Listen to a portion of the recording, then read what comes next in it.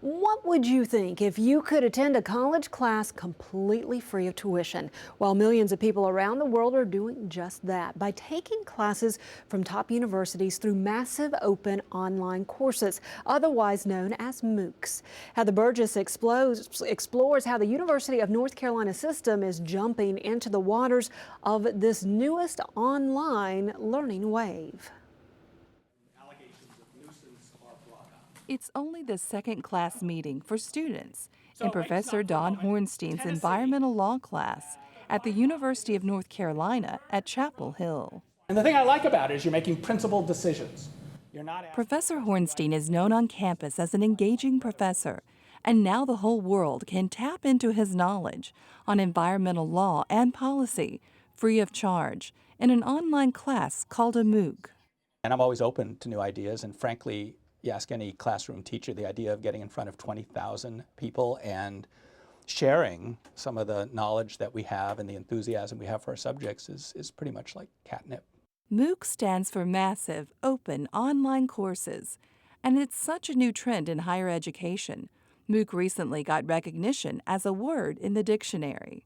MOOC. M is for massive, meaning that the MOOC is open worldwide to hundreds of thousands of people if they choose to sign up for it. O is that it's open, meaning anybody can take the course. O again for online, meaning that it's delivered completely electronically with no campus visits. And then C finally, that it's a course. And so I think the MOOC is just another step in the direction of what can technology do for learning. Professor Hornstein was among the first faculty to develop and launch a MOOC at UNC. I recorded a MOOC and it ran its course. It's a 6-week course, and it ran it in the fall of this year. And I'm also the first Carolina MOOC to iterate. These things are captured in a way that we can run them over the next 2 years. And mine just started yesterday, the same MOOC version 2, with 6,000 new students in it. There were some 20-some thousand in the first one. Hard thing for the MOOC was actually the filming of it, which took place in the 5 months before. That was what was new to me. I mean, I had to reconceptualize the course, imagine it to be taught to people 75% of whom are overseas, of uncertain backgrounds. I mean, they could be 12-year-olds in Mongolia and 70-year-olds in Paris taking it. Over the past year, the University of North Carolina at Chapel Hill and the University of North Carolina system have actively researched and developed a handful of these free open online courses and put them out live to what estimates say will be around 100,000 students from across the globe this school year. MOOCs were getting a lot of attention in the national press and in the higher education press, and we were very interested in it. We've had a long history at Carolina of being involved in providing online education for people, both through the Friday Center and through the professional schools primarily. Offering MOOCs aligns very well with our public service mission.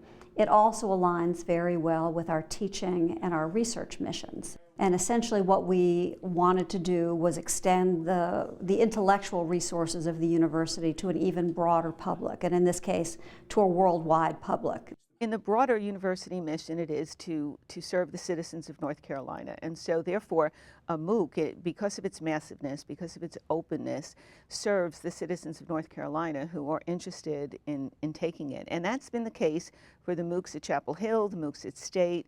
I'm sure it will be for the one at UNCG and for this one. So that's the primary goal. But MOOCs are different than traditional online education. With thousands upon thousands of students enrolled in any one MOOC, instructor interaction is different, and the classes are not for credit, and students are from anywhere on earth. They're coming really from all over. They're coming from Kenya, they're coming from Costa Rica, they're coming from Switzerland, they're coming from Australia. I mean, it really is an international phenomenon. How it's played out, 75% are international students. We did a survey, over 90% of the students have no affiliation to UNC Chapel Hill whatsoever. So it really is, I mean, it's broadening the scope.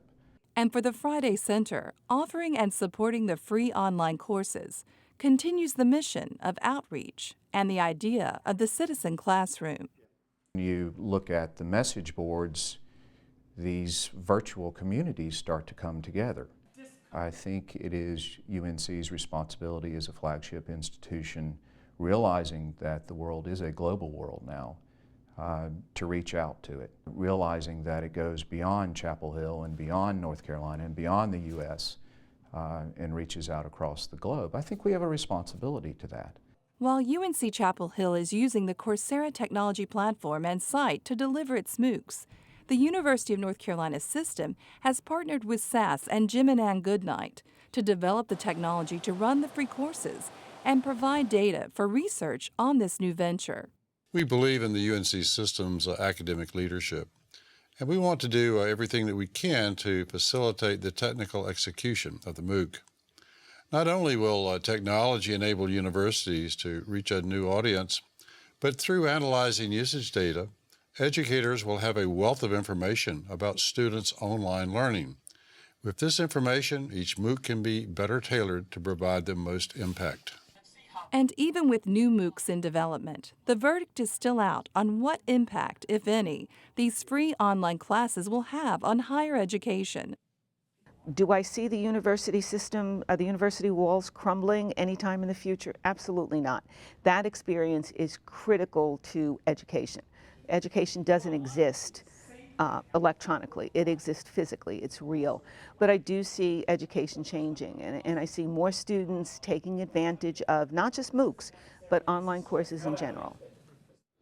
To see more of a conversation on the partnership with the University of North Carolina system and SAS with President Tom Ross and SAS CEO Jim Goodnight and his wife Ann, go to our website for a link to that interview.